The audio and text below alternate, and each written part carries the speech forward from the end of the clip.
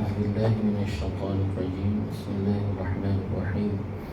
InsyaAllah kita mulakan majlis kita pada malam ini dengan umul kitab, dengan pahala Fatihah kita bacakan, nanti kita hadiahkan kepada Rasulullah sallallahu alaihi wasallam, ahli keluarganya, sahabat-sahabatnya, tabi'in, tabi'in, ulama taqaddim, ta'akhir, ulama zaman, khususnya kepada Al-Imam Jalaluddin As-Suyuti yang telah mengarang kitab Ziarah Alam Barzakh.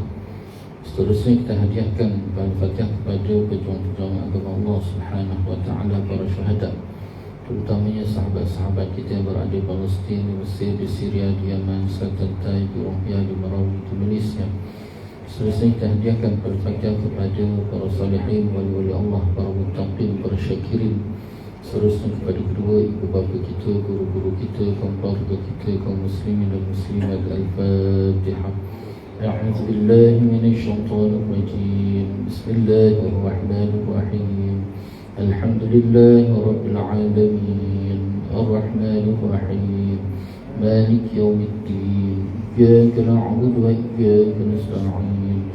Ihdinas siratal mustaqim. Siratal ladzina an'amta 'alaihim غير المغضوب عليهم ولا الضالين. Amin. InsyaAllah tuan-tuan, untuk menambah baik lagi majlis kita pada malam ini, marilah sama-sama kita berselawat ke atas Nabi sallallahu alaihi wasallam. Semoga dengan kita berselawat ke atas Nabi sallallahu alaihi wasallam, Allah Subhanahu wa ta'ala menambah lagi keberkatan, keridaan, rahmat, dan lebih-lebih lagi kita mengharapkan Allah SWT mengampuni segala dosa kita, insyaAllah. Bismillahirrahmanirrahim. Allahumma salli ala Sayyidina Muhammadin Nabiyil Ummi wa ala alihi wa sahbihi wa barik wa sallim. Allahumma salli ala Sayyidina Muhammadin Nabiyil Ummi وعلى آله وصحبه وبارك وسلم.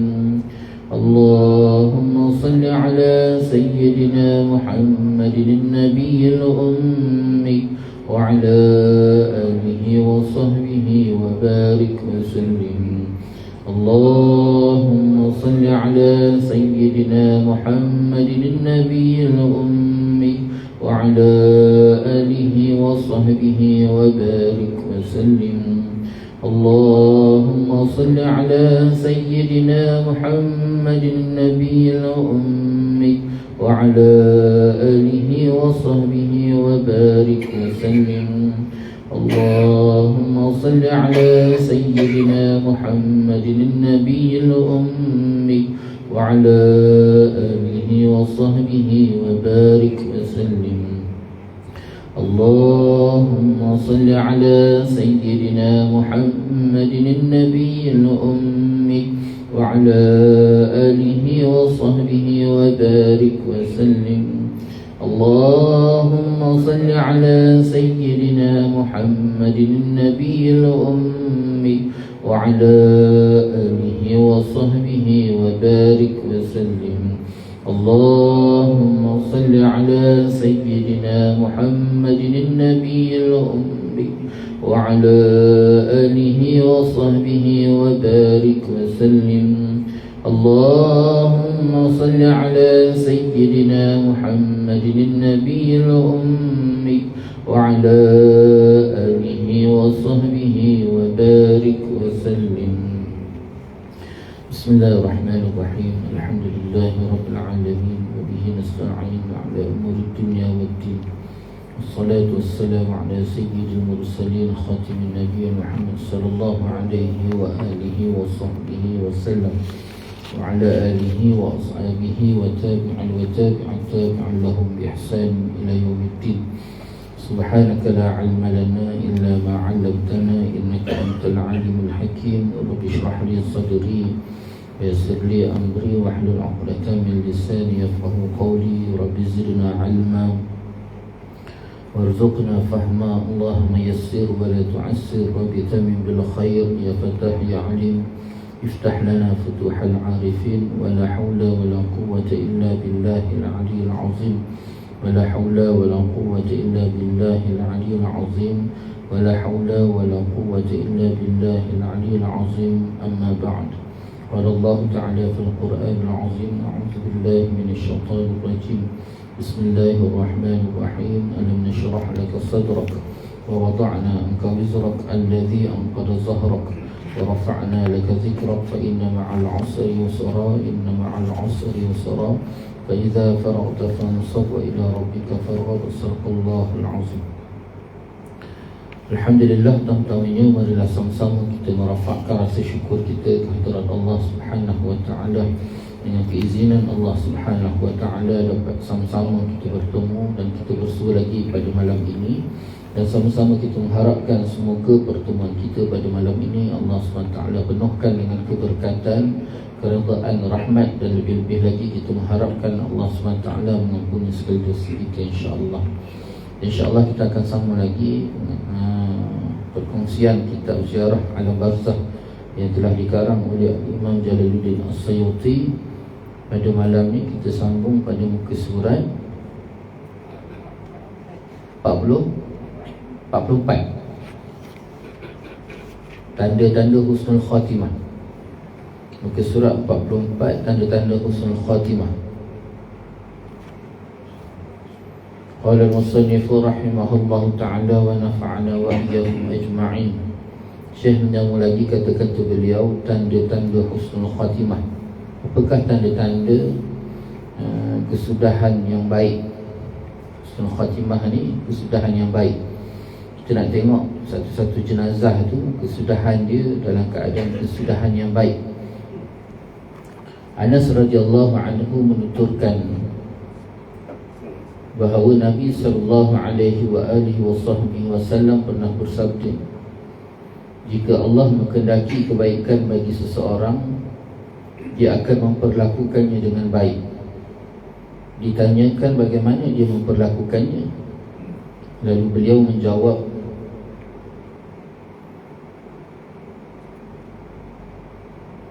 ditanyakan orang bagaimana dia memperlakukannya, baginda sallallahu alaihi wasallam menjawab, dia memandu dia Allah itu memandunya untuk berbuat amal soleh sebelum kematiannya. Hadis riwayat Tirmizi dan Al-Hakim. Ini mak. Pertama sekali Imam Jalaluddin As-Suyuti mendatangkan satu hadis Nabi sallallahu alaihi wasallam. Hadis ni riwayat daripada Tirmizi dan Al-Hakim. Riwayat daripada Anas radhiyallahu anhu, baginda sallallahu alaihi wasallam bersabda, Rasulullah kata, jika Allah SWT mengkenakikan seseorang itu kebaikan pada kesudahannya, maka pasti Allah memberi jalan ataupun Allah memperlakukan kebaikan ke atas dia tadi. Jadi sahabat bertanya, macam mana Allah Ta'ala memperlakukan kebaikan ke atas dia? Lalu Nabi SAW menjawab, dia memandunya untuk melakukan amal soleh sebelum kematian. Itu sebabnya kita ni senantiasa dituntut supaya berdoa, minta pada Allah SWT supaya Allah SWT menyudahkan ataupun menghabiskan ajal kita ataupun sakaratul maut kita, kematian kita itu dengan kebaikan. Minta sangat dengan Allah. Sebab apa mak? Yang pertamanya sakaratul maut ataupun ajal ni, kematian ni adalah tanda bagi kehidupan kita selepas daripada kematian. Selepas daripada kematian, kita akan menghadapi satu alam yang dipanggil alam barzakh, ataupun dipanggil juga alam kubur. Kemudian selepas daripada alam kubur tadi, dia ada hubung kait pula besok di akhirat, kebangkitan kita ke akhirat, syurga dan neraka. Jadi tanda kebaikan ataupun sebaliknya pada seseorang bagi kehidupan alam barzakh dan alam akhirat ni dilihat pada kematian dia. Jadi kalau kematiannya tu baik, maka insya-Allah baik alam barzakhnya dan baik alam akhirat dia. Jika kematiannya tak baik, maka tidak baiklah alam barzakh dia dan tidak baiklah alam akhirat dia. Satu. Kemudian yang keduanya, kalau katalah Nabi ni pada hadis ni kedua, Nabi kata kalau Allah Ta'ala mengkedaki kebaikan atas seseorang tersebut, Allah nakkan dia tu mati dalam keadaan baik. Allah SWT nakkan dia tu mati dalam keadaan baik. Maknanya alam barzahnya baik, akhiratnya baik. Maka pasti Allah SWT memberikan jalan ke atasnya untuk dia mati dalam keadaan kebaikan. Tetapi kalau Allah SWT tidak mengkedaki kebaikan atas dia, ataupun sebaliknya Allah Ta'ala kedaki kematiannya, alam barzahnya, akhiratnya yang tidak baik, maka pasti Allah SWT akan jauhkan dia daripada kebaikan. Jadi dekat situ yang kita nampak hari ni, kita sendiri ni, diri kita ni, kita tak boleh nak katakan bahawa kita dah solat berjemaah, kita dah datang surau, kita dah duduk dalam majlis ilmu, kita dah buat kebaikan. Ini kita dah boleh katakan sebagai satu jaminan. Itu kataan paling tepat. Terima kasih Ji. Sebagai satu jaminan untuk menyatakan bahawa kita akan mati baik. Tak. Kita tak boleh jadikan zon selesa kita ini sebagai satu jaminan yang bahawa besok kita mati baik. Tak. Sebabnya orang yang semakin baik kedudukannya dan semakin hampir dirinya dengan Allah Subhanahu Taala, maka salah satu ciri kedudukan orang itu zon yang baik akan zon selesa, zon baik. Zon yang baik iaitu dia akan senantiasa keadaan semakin berhati-hati dan semakin takut di dalam setiap langkah dia tadi. Bukan dia takut ketika dia buat maksiat, itu dah satu bab dah, satu perkara yang lain. Ini satu dalam ketaatan tadi.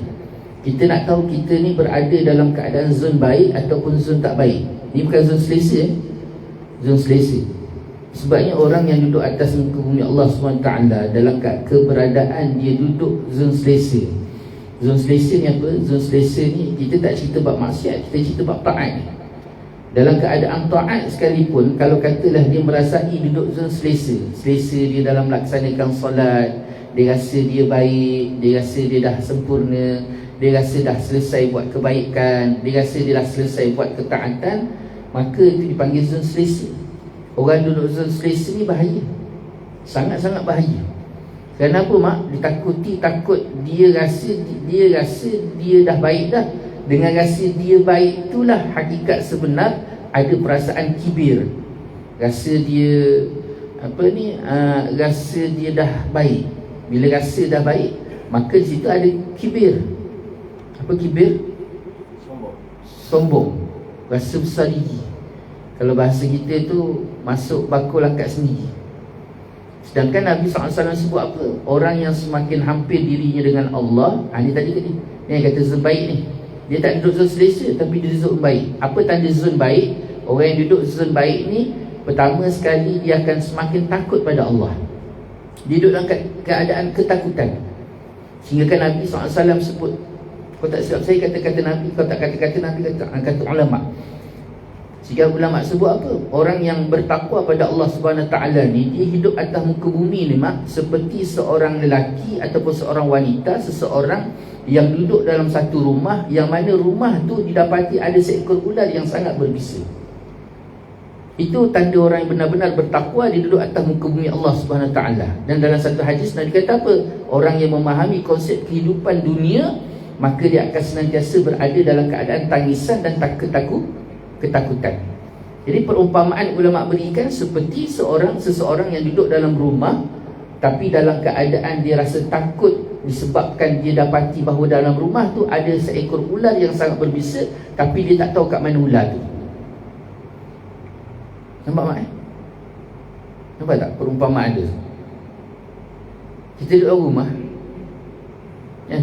Tadi kita tengah-tengah masak, nampak bayang-bayang ular masuk. Tengah masak tengah hari tu mak, tiba-tiba nampak bayang ular masuk. Kita nampak ular tu seketul-seketul masuk. Kali mak pun lari lah ke depan panggil abah. Bila lagi panggil abah tadi pula, Abah kata, kenapa? Ular abang kat dapur tadi ada ular masuk, dia kata. Abah pun berlari lah ke dapur. Sambil dia berlari ke dapur tu, dia tolak mak ke depan. Larinya dah lari dah. Tapi dia tolak mak ke depan. Awak lah depan.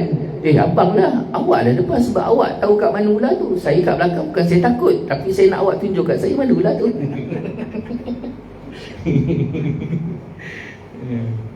Jadi cari-cari mak abah ni, kobek sana, kobek sini, korek sana, tarik sini, tarik almari, tarik dapur, tolak dapur, korek sana, macam-macam, habis dia korek tak jumpa. Rasa-rasa mak hari tu, mulai hari tu masak selesa tak seorang-seorang kat dapur.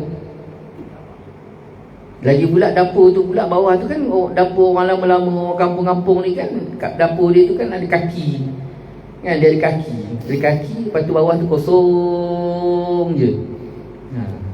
Rasa geli je kaki tu, naik je bulu roma kaki tu, bulu kaki tu naik. Nanti bayang mak dulu ketakutan. Ketakutan itulah yang digambarkan oleh para ulama bagi orang yang benar-benar baik kedudukannya di atas muka bumi Allah Subhanahu Wa Taala. Orang yang benar-benar duduk dalam zon baik, dia akan duduk dalam keadaan, Nabi kata, pertamanya rasa takut pada Allah, dalam keadaan ketakutan pada Allah Subhanahu Wa Taala, dan dia akan berhati-hati setiap langkah dia, setiap amalan dia, setiap tindakan dia, setiap kehidupannya tadi dalam keadaan berhati-hati kerana dia duduk dalam keadaan ketakutan tadi.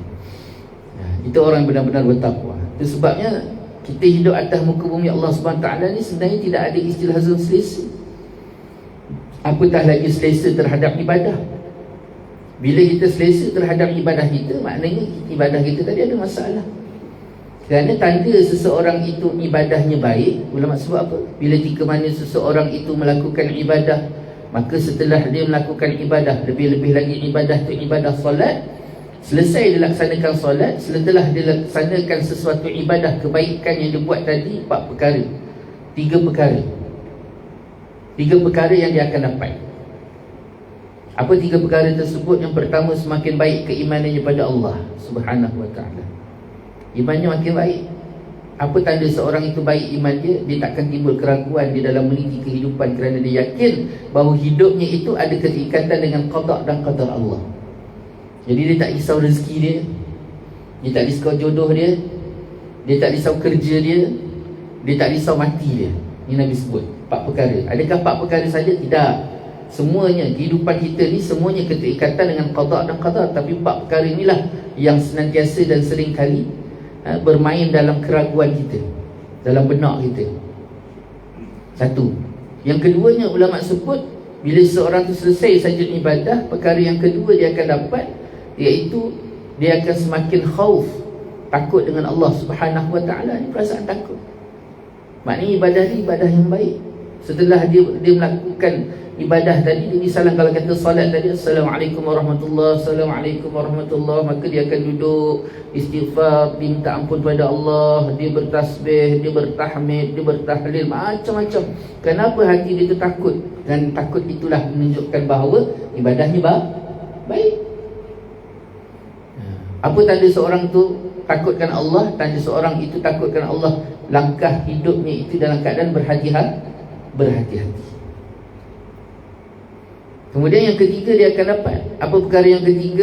Perkara yang ketiga dia akan dapat, iaitu dia semakin dalam keadaan hampir hatinya senantiasa dekat dengan Allah Subhanahu Wa Taala. Hampir dekat hatinya dengan Allah, taqarrub ila Allah. Apa tanda seorang itu taqarrub ila Allah? Apa sekalipun tindakannya itu, dia akan kembali pada Allah. Dia bangun tidur, dia cari Allah dulu. Dia nak tidur, dia cari Allah. Dia nak makan, dia cari Allah. Dia nak selepas makan, dia cari Allah.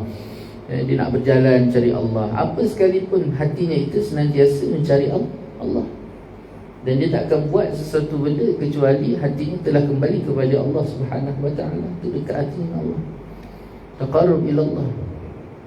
Dia nak buat apa-apa sekalipun, hatinya senantiasa diduduki dengan Allah. Betul ke tak betul ni? Makan ni, dia tak ada makan suka-suka hati. Dia tak akan minum suka-suka hati. Dia minum dalam keadaan dia berhati-hati, hatinya dekat, senantiasa hatinya bermain-main dengan Allah SWT, berkata-kata. Jadi kalau katalah 3 perkara ni tak ada, maka ketika itu masalah ibadah dia. Ibadah dia ada masalah. Masalah ibadah dia, pertama sekali ulama sebut, kemungkinan besar ibadahnya tidak ada ikhlas. Tidak ada keikhlasan dalam dirinya terhadap melakukan ibadah. Kenapa dia solat? Soalan dia, kenapa kita solat? Mungkin selesaikan soalan ni, mak. Kenapa kita solat? Mencari jawapan dia. Kalau tak selesai solat, tak selesai jawapan ni, Kenapa kita datang surau? Kenapa kita solat berjemaah dekat surau? Kenapa kita buat baik dengan suami kita? Kenapa kita buat baik dengan isteri kita? Kenapa kita buat baik dengan anak-anak kita? Kenapa kita buat baik dengan jiran kita? Kita kenapa buat baik dengan taulan kita? Ini soalan-soalan yang senantiasa kita kena bangkitkan dalam diri kita. Dan supaya tujuan apa yang kita buat tu betul-betul apa yang Allah Ta'ala nak. Apa Allah Ta'ala nak? Allah Ta'ala nak wa ma umiru illa liya'budullaha mukhlishina lahuddin, ikhlas. Buat kerana Allah. Sehingga kan disebut tuan-tuan, mak ayah yang dirahmati oleh Allah SWT, ahli-ahli sufi itu, mereka merangkakan seseorang itu dia tidak akan dapat klimaks sebuah rumah tangga. Mereka kemuncak rasa kasih sayang sebuah rumah tangga, pasangan tadi mak. Dia tidak akan mendapat klimaks kasih sayang dalam sebuah rumah tangga. Dia tak akan mampu untuk melahirkan rasa kasih sayang, sama ada dia melahirkan ataupun dia merasai sebuah kasih sayang terhadap pasangan dia, kecuali dia setelah mendapati klimaks kasih sayang di antaranya dengan Allah.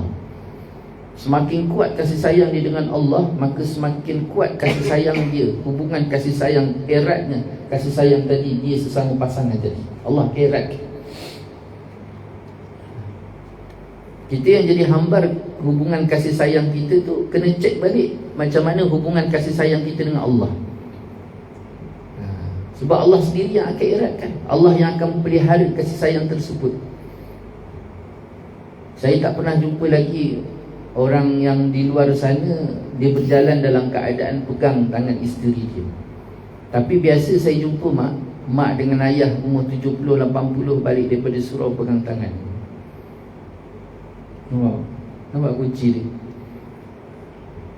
Jarang saya jumpa. Bukan, saya rasa saya tak pernah jumpa lagi orang suami isteri yang duduk dekat luar sana, yang tak pergi masjid surau, boleh duduk dalam keadaan sayang sangat isteri. Tak.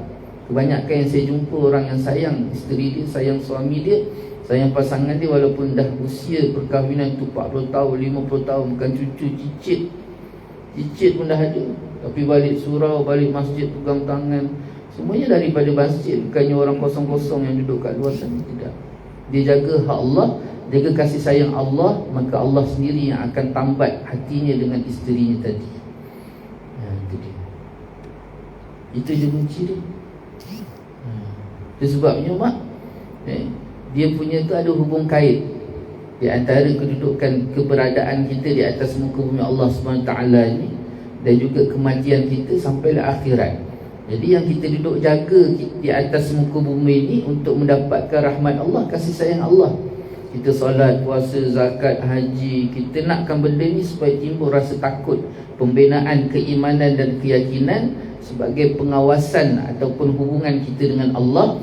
Dan yang keduanya, perasaan takut tadi untuk pemeliharaan setiap langkah kita tadi, hati kita tadi, taqarrub ilallah tu, supaya hati itu senantiasa dekat dan hati itu dihidup dengan hidupnya hati itu dengan Allah Subhanahu Wa Taala. Maka ketika itu barulah datangnya rahmat Allah. Ada kekuatan nak melakukan amalan-amalan sunat tadi. Kerana di sebalik daripada pelaksanaan amalan sunat itu datangnya rahmat Allah, kasih sayang Allah ke atas kita. Kerana Allah Ta'ala ukur kasih sayang kita kepada Allah itu dengan dia lihat sejauh mana kita tu melakukan amalan sunat. Itu sebenarnya dia punya putaran kehidupan kita atas muka bumi Allah. Kerana apa?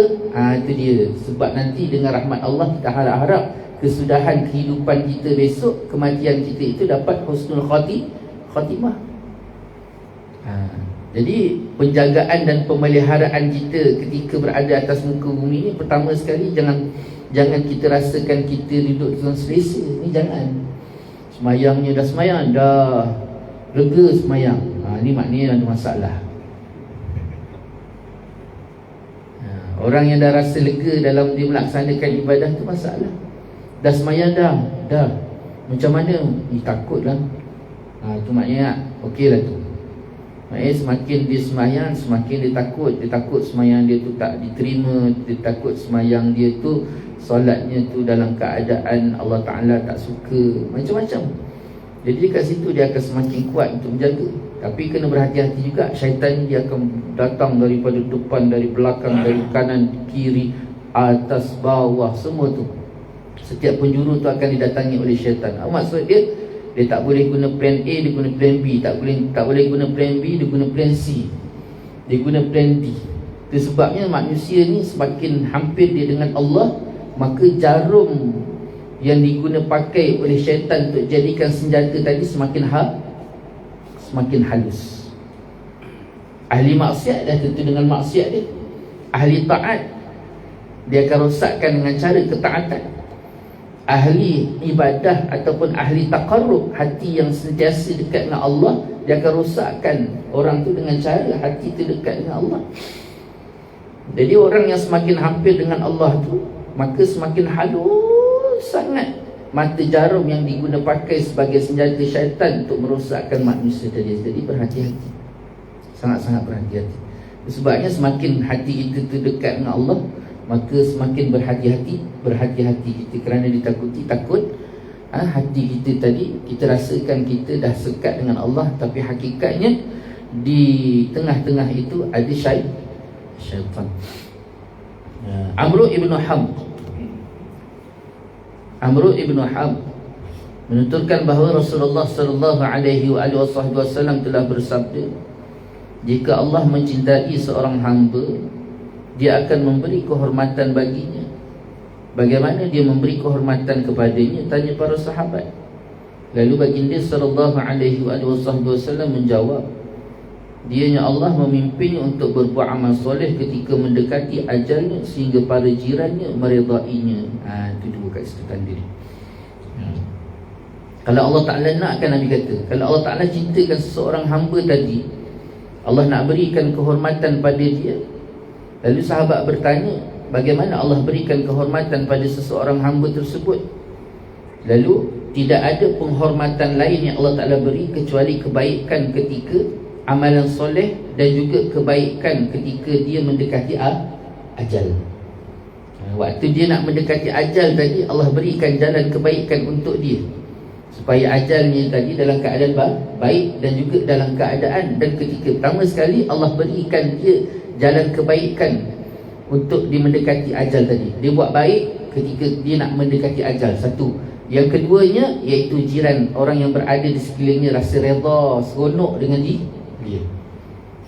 Itu sebabnya kalau kita lihat dalam kitab-kitab fiqh, ulama ada bicarakan tentang masalah orang yang baik. Di antara tandanya iaitu orang senang dengan dia.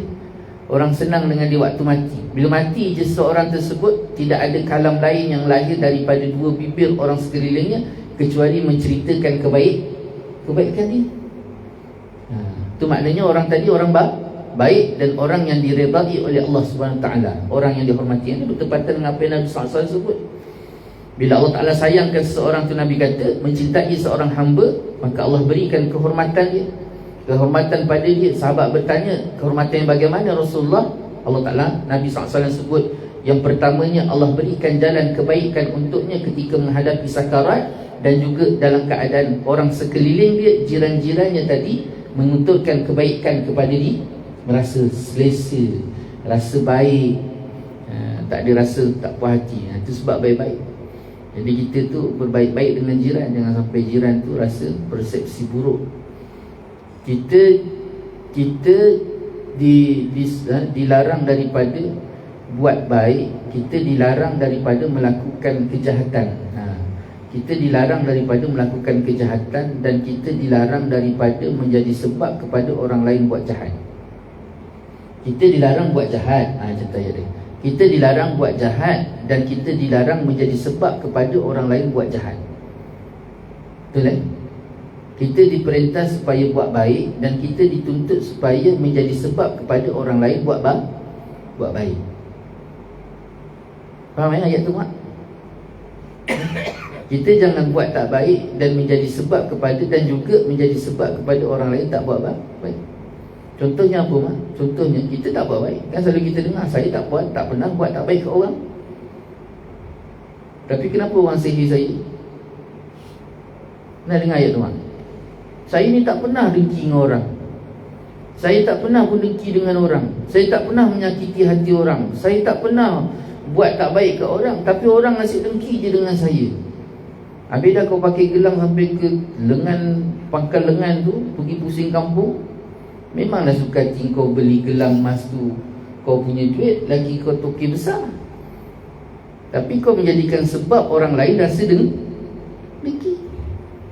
Sebabnya dalam kitab fiqh tu sendiri, dalam pemakaian emas ni, walaupun perempuan diharuskan memakai emas, tetapi diharamkan, ada tempat haram ataupun batas dia, iaitu walaupun sehebat mana dan sekaya mana pun seseorang tu, dilarang dia memakai lebih daripada uruf.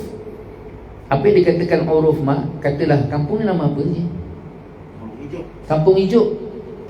Kampung Ijuk ni, orang Kampung Ijuk ni kebanyakannya pakai cincinnya sini satu,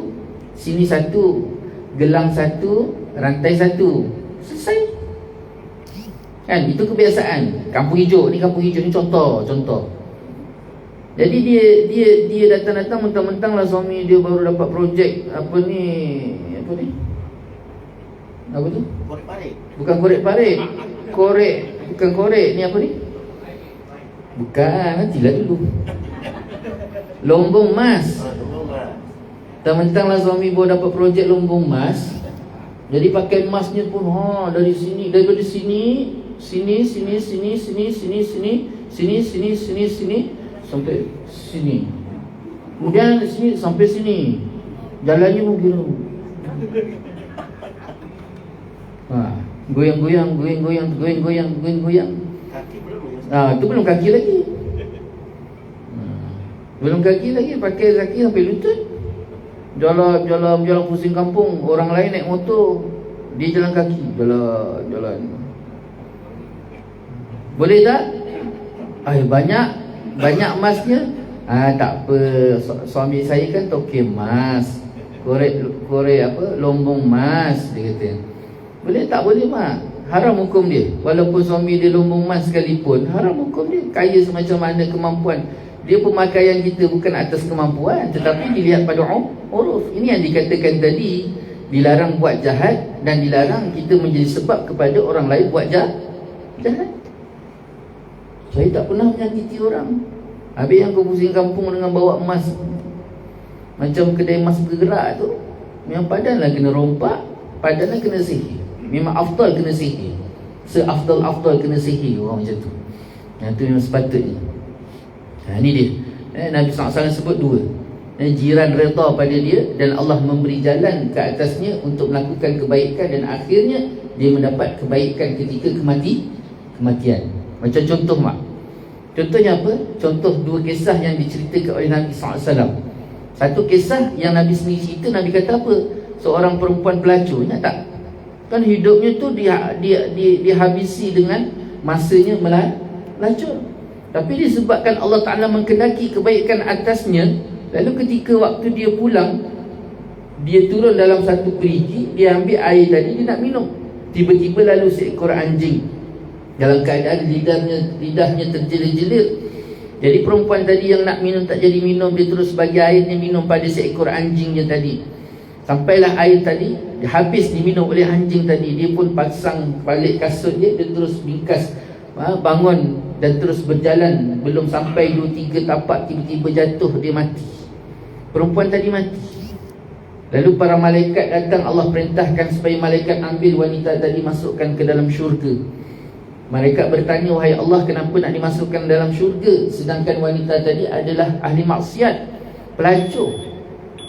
Lalu Allah Ta'ala kata, kerana dalam dirinya tu ada rahmat, ada kasih sayang terhadap makhluk. Nampak tak? Makhluk tu senang dengan dia, dan Allah sendiri memberi jalan ke atasnya untuk melakukan kebaikan. Kerana apa? Kerana Allah memang kendaki kebaikan ke atas dia. Itu sebab kalau Allah Ta'ala tak kendaki, biarlah datang seekor kucing pun kita takkan rasa tergerak hati nak bagi makan kucing tadi. Tapi bila ketika mana sampai kita tergerak hati nak beri makan kucing tadi, tak kira kucing tu kucing kita ke, kucing bukan kita ke, kucing jalanan ke, kucing apa sekalipun, maka pasti bila ada kekuatan, maknanya kita bagi tadi atas kehendak Allah, dan Allah nak beri kebaikan pada kita. Azan, silakan.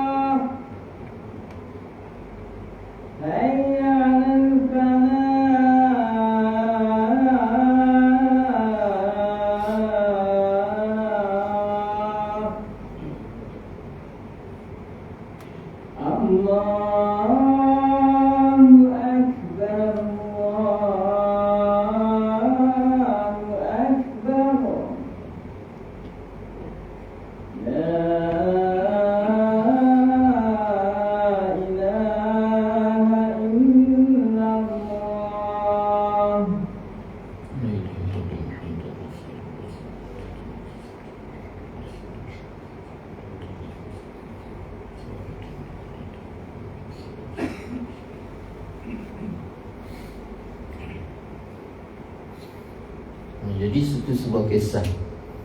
Bagaimana kisah yang kedua pula yang seringkali kita kongsikan, seorang wanita solehah yang hidupnya dalam keadaan kebaikan, solat fardunya, solat sunatnya, malam dia terjaga dengan qiyam, dengan tahajudnya, siang pula dia berpuasa sunat. Lalu Nabi SAW sebut, bila di mana dia mati, Allah SWT campakkan dia ke neraka. Lalu sahabat bertanya, kenapa Allah SWT campakkan ke neraka? Kerana ada satu kisah, ketika sebelum kematian dia, ada seekor kucing yang dia tangkap, dia tak puas hati dengan kucing tadi, dia letakkan di dalam sangkar. Dia letakkan, dikurungkan kucing tadi dalam sangkar, sehingga kan beberapa hari keberadaan kucing tadi dalam sangkar tidak diberi makan, sehingga akhirnya kucing tadi mati. Lalu bila kucing tadi mati, sampailah wanita tadi mati, Allah SWT campakkan, perintah malaikat ambil wanita tadi dan dicampakkan ke dalam neraka. Sahabat bertanya, ya Rasulullah, kenapa wanita tadi dicampakkan ke dalam neraka? Lalu Nabi SAW sebut, kerana dalam diri perempuan tadi tidak ada rahmah, tidak ada kasih sayang.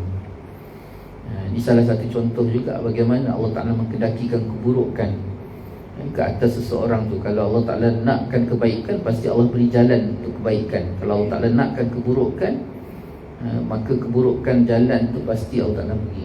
Itu sebabnya awal-awal kita bincang tadi, jangan kita rasa duduk zon selesa dengan ibadah ni, dengan ibadah kita. Dan sepatutnya dengan ibadah ini kita jadikan jalan untuk semakin melahirkan rasa takut kita kepada Allah SWT, bukan membuatkan kita rasa duduk zon selesa dengan ibadah tadi. Tidak.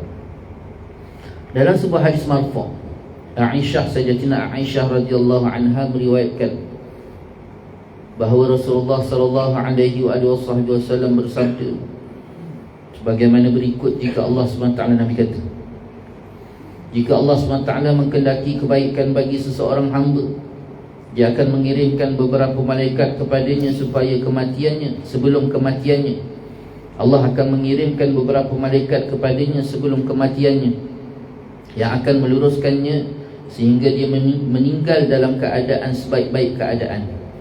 Orang-orang lalu berkata, sahabat bertanya pada Rasulullah, si Anu, sehinggalah orang sekelilingnya, maksud dia, sehinggalah orang sekelilingnya berkata, si Anu meninggal dalam keadaan yang paling baik. Jika kematian telah menjemputnya dan dia mengetahui apa yang telah dijanjikan oleh Allah SWT baginya, dia akan menolak nyawanya agar segera keluar daripada dirinya. Maksud menolak ni mak, dia terus dia makin rasa macam nak cepat-cepat keluarkan nyawa dia, cepat macam tu. Dia rasa macam cepatlah, jangan lambat-lambat, cepatkan mati macam tu. Pada saat itu dia lebih suka bertemu dengan Allah, dan Allah pun menyukai bertemu dengannya. Sebaliknya, jika Allah menghendaki keburukan pada seseorang, Allah akan menetapkan baginya 1 tahun sebelum kematiannya seekor syaitan yang akan menyesatkan dan menggelincirkannya sehingga dia meninggal dalam keadaan yang paling buruk.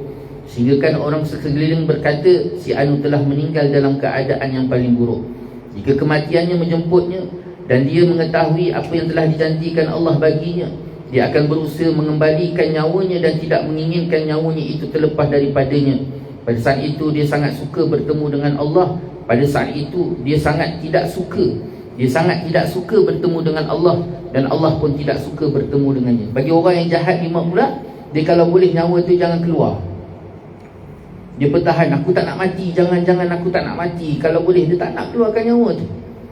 Dia pertahankan nyawa tadi supaya dia terus hidup.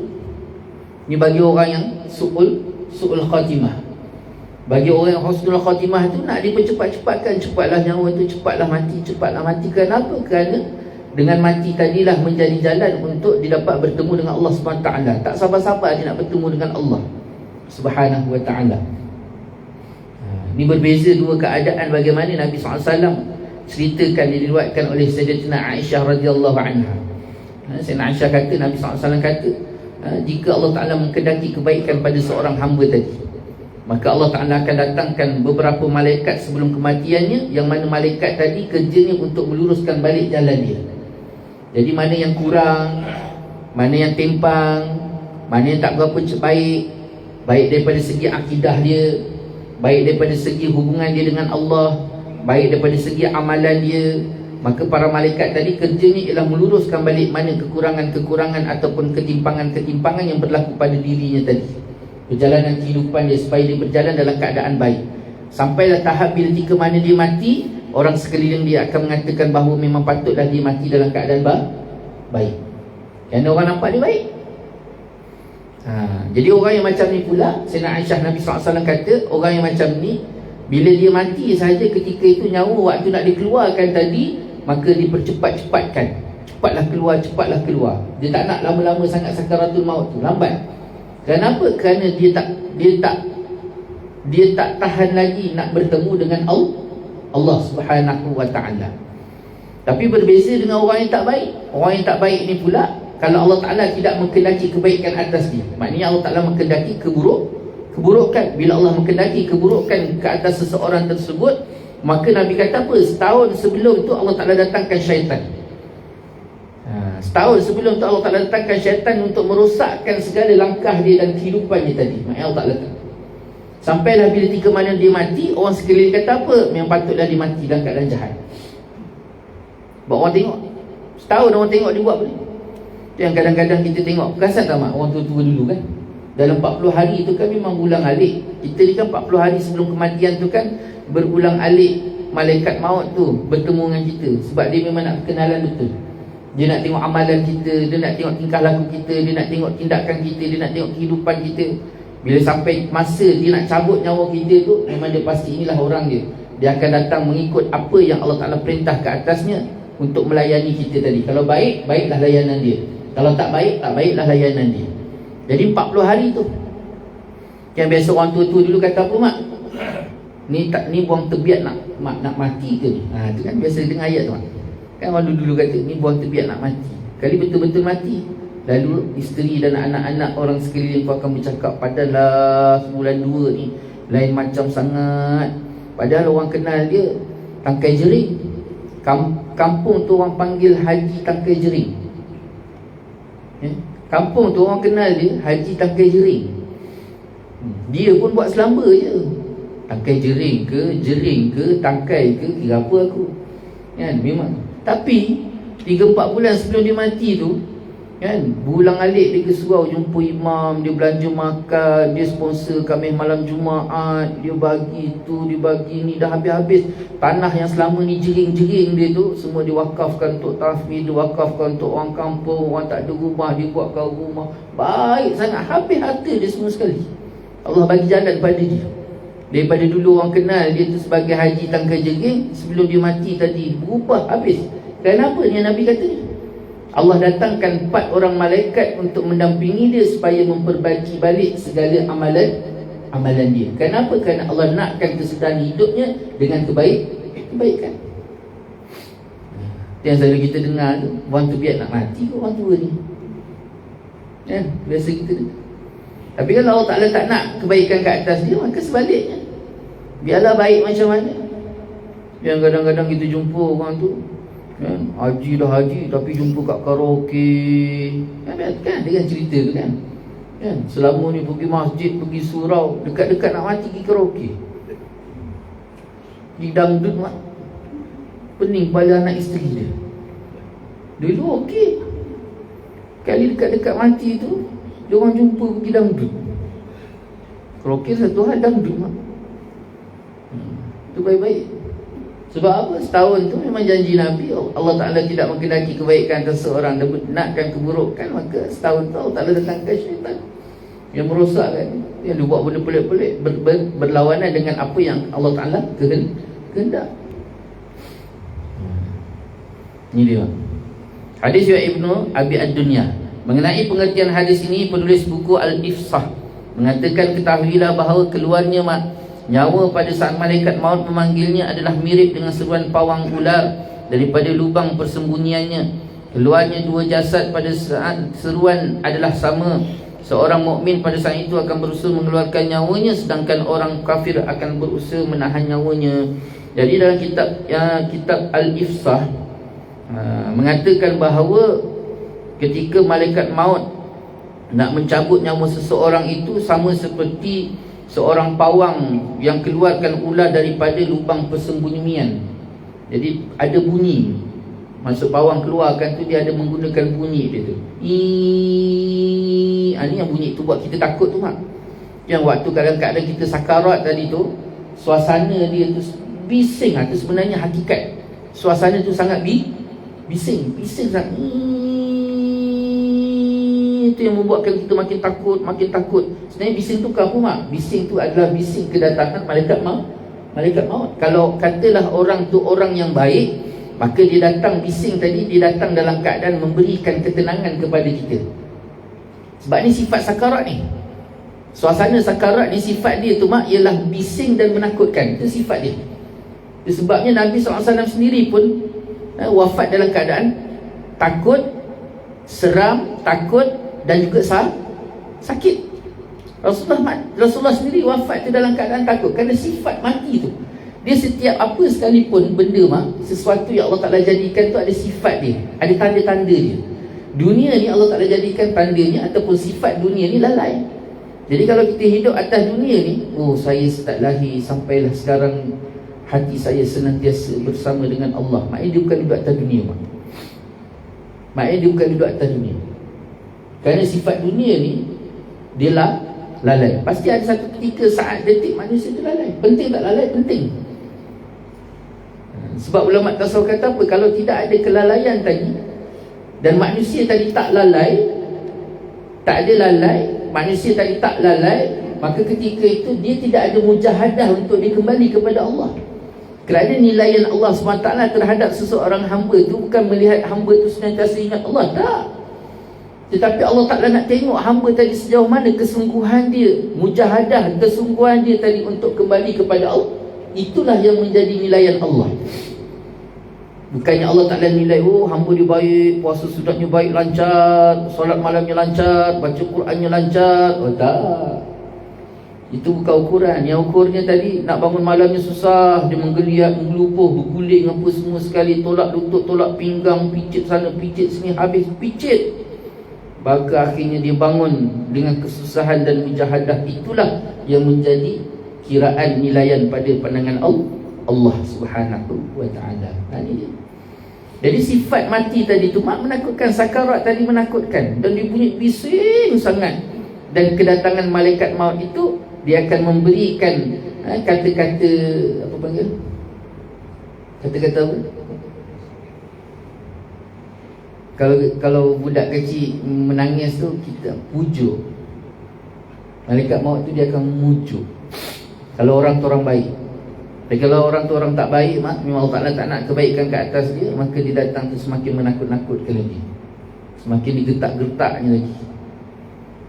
Jadi bagi orang soleh tadi, Syekh Ifsah dalam kitab Ifsah tadi, maka orang soleh ni, orang yang baik ni makin nak dicepat-cepatkan aja nyawa tu dikeluarkan. Cepat keluar, cepat. Kerana apa? Dia tak sabar nak bertemu dengan Allah SWT. Bagi orang yang ahli maksiat, dia pula dalam keadaan hatinya memang keburukan Allah Ta'ala beri kepada dia, Allah Ta'ala tak nak kebaikan. Macam mana dia tak nak jumpa Allah, dia mempertahan-tahankan nyawa dia jangan keluar tadi. Apatah lagi Allah pun tak nak tengok muka dia. Cuba bayangkan, kau tak nak tengok aku lagi tak nak tengok kau. Itu bahasa dia. Cuba bayangkan tuan-tuan, kalau Allah Ta'ala tak nak tengok kita ni, kalau Allah Ta'ala tak nak terima kepulangan kita, itu bahasa dia. Cuba bayangkan mak, anak-anak nak balik kampung jumpa mak kunci pintu ayah. Balik kau, pergi kau pun tak nak tengok muka kau. Sedih tak anak tadi? Sedih tak? Itulah kepulangan kita nak bertemu Allah, tapi Allah Ta'ala tak nak terima. Tapi macam mana sekalipun keadaan, tetap dia bersebab. Sebahagian ulama' mengatakan beberapa faktor yang menyebabkan su'ul khatimah, buruknya kesudahan seseorang tu. Apa faktor dia mak? Ada 4 kat sini. Beberapa faktor, tapi disebut kat sini ada 4. Pertama sekali iaitu orang yang mengabaikan solat. Orang yang mengabaikan solat, maksudnya dia tak jaga solatnya dengan baik, tak menepati waktu solat, melambat-lambatkan solat. Orang yang mengabaikan solat ni, di antara orang yang akan mendapat su'ul khatimah, kesudahan yang buruk. Auzubillah min zalik. Kemudian yang kedua, minum khamar, orang yang minum arak. Yang Nabi sebut, setitis arak yang diminum 40 hari Allah Ta'ala tak terima. Setitis air arak yang diminum, diteguknya tu setitik air sama seperti 40 hari. 40 hari Allah Ta'ala tak terima amalan dia. 40 hari ke 40 tahun? 40 tahun ya? 40 tahun ya? 40 hari. Tak ingat lah. Tiba saya ingat macam silap. 40 tahun je? 40 hari ya? 40 hari lah, betul tu. Yang ketiga, derhaka kepada 2 ibu bapa. Ni baik-baik, orang yang tak perhati. Saya kadang-kadang pelik kan, kadang-kadang banyak saya jumpa mutakhir ni, bukan budak-budak, orang umur 60, 70, mak dengan ayah tu pun tak ada lagi dah.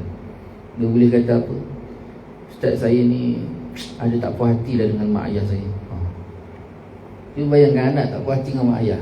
Mak ayah ni sekalipun seekor babi pun kita kena jaga dia, hormat dia sebagai ibu bapa. Kan ada kisah tu kan, kisah ibu bapa yang Allah Ta'ala jadikan mak ayah dia tu babi, tapi dia tetap jaga mak ayah dia. Sekalipun seekor babi, Nabi kata. Dia Nabi cerita tu, cerita daripada Nabi SAW, seekor babi. Yang petang lagi mak dia tu bukannya babi, ayahnya bukan babi, cuma tak mengikut kehendak dia, dia tak puas hati. Orang yang tak ada rasa tak puas hati dengan mak ayah ni, pasti dia rasa tak puas hati dengan Allah, pasti. Orang yang reda terhadap mak ayah dia, apa sekalipun mak ayah buat pada dia, dia reda, maka insya-Allah dengan reda tu dia akan reda pada Allah SWT. Dia tak puas hati dengan mak ayah, tak puas hati dengan Allah. Dia tak puas hati, dia reda terhadap 2 ibu bapa dia, insya-Allah reda tu reda ada pada 2 ibu bapa dia. Sedangkan Nabi SAW sebut datangnya reda Allah itu datangnya dengan datangnya reda dia, dengan datangnya reda 2 ibu bapa. Itu ada timbal balik tu. Dia ada in out kat situ mak. Dia tak puas hati dengan mak ayah dia, secara tak langsung dia tak puas hati dengan Allah.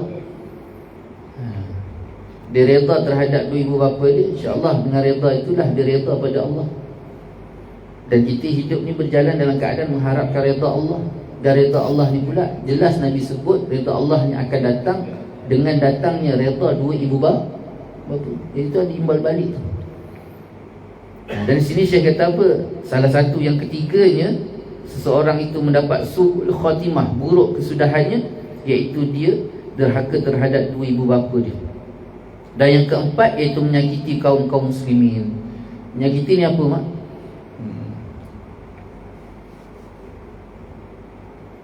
Nabi SAW sebut seorang muslim, yang dikatakan seorang itu muslim, iaitu al-muslim man salima musliman min yadihi wa lisani. Seorang muslim tu dia yang memberi keselamatan, kesejahteraan kepada muslim lain daripada tangan dia dan juga lisan dia. Maksudnya tak menyakiti, baik sama ada tangan ataupun lisan. Dia tak menyakiti muslim lain dengan tangan dan juga lisan. Tangan ni apa, Mak? Tangan ni sama ada dia ambil hak orang ataupun dia tak memberi hak orang. Itu dia dua keadaan tu. Dia mengambil hak orang tu biasa. Lalu kebun orang nampak buah mangga, dia ambil, tak minta izin. Itu dia ambil hak orang. Sakit tak hati orang tu? Sakit. Ataupun dia tak memberi hak orang. Apa maksud memberi hak orang ni? Contohnya, katalah seperti zakat, sedekah yang sepatut dia bagi, dia tak bagi. Ini hak orang tadi. Kemudian perkataan lisan, menyakiti. Amat ada fitnah, mengadu domba, itu semua menyakiti. Ataupun sampai tahap ulama gambarkan, dia tak menyakiti dengan cara macam tu, tapi dia senyap. Dia tak mencegah. Dia senyap, dia nampak jiran sebelah dia tu basuh kereta pakai tuala. Bila menonggeng aja nampak bawah tu. Jadi dia yang nampak ni pula tak pergi mencegah, diam aja. Kan diam aja makin dia skodeng.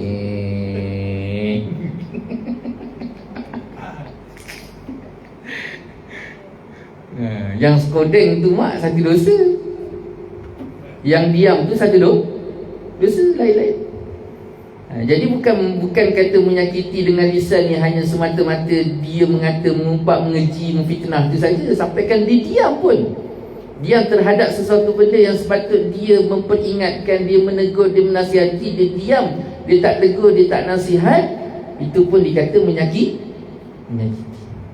Ini 4 perkara. Pertama sekali mengabaikan solat, yang kedua minum khamar, yang ketiga derhaka terhadap ibu bapa, yang keempat menyakiti kaum muslimin. Wallahu ta'ala alam. Itu dia, tanda-tanda husnul khatimah. Jadi kunci dia, bila kata Allah Ta'ala nak kendaki kebaikan ke atas seseorang itu, maka Allah pasti akan memberikan jalan untuk kebaikan. Tapi kalau Allah Ta'ala tak kendaki kebaikan, Allah Ta'ala nakkan keburukan ke atasnya, pasti Allah sendiri buka jalan keburukan ke atas dia. Macam mana pun balik pada Allah. Jadi kesimpulannya, minta pada Allah lah. Pertamanya buat baik, buat apa yang Allah Ta'ala suka, tinggalkan apa yang Allah Ta'ala tak suka. Kemudian buat satu benda tu mesti kerana nak Allah Ta'ala suka. Buat satu benda tu mesti Allah Ta'ala suka. Nak yang Allah Ta'ala suka. Aku makan macam ni, aku buat macam ni, aku langkah macam ni, aku pergi macam, semuanya Allah Ta'ala suka, tak suka, Allah Ta'ala suka, tak suka, Allah Ta'ala suka. Kat situlah akan datang sukanya Allah. Maka situ Allah Ta'ala sendiri akan datangkan kebaikan bila Allah Ta'ala suka. Wallahu ta'ala alam. Jadilah sikit sebanyak dapat kita kongsi bersama pada malam ini. Banyak-banyak kita berdoa pada Allah SWT supaya Allah berikan kebaikan ke atas kita, diberikan jalan untuk senantiasa kita duduk dalam keadaan ketaatan, pengabdian pada Allah SWT. Semoga kita disudahi dengan kebaikan dan dijauhkan daripada sesuatu perkara yang mendatangkan kemurkaan Allah SWT. Semoga hidup kita Allah Ta'ala berikan kebaikan di dunia dan Allah berikan kebaikan di akhirat pada pasangan kita, anak keturunan kita, jiran kita, masyarakat kita, seluruh taulan kita, kerabat kita, insya-Allah semoga senantiasa berada dalam kebaikan Allah SWT. Wallahu ta'ala alam. Yang baik itu daripada Allah SWT, yang tidak baik itu diploma saya sendiri. Mohon maaf di atas segala salah kata, salah bicara. Mohon maaf di atas segala-galanya. InsyaAllah kita akan majlis dengan tasbih kafarah dan subhanallah walhamdulillah asyhadu an la ilaha illa anta astaghfiruka wa atubu ilaik. Bismillahirrahmanirrahim. Wal 'asri innal insana lafi khusr alladzina amanu wa 'amilus solihati wa tawassaw bil haqqi wa tawassaw bis sabr.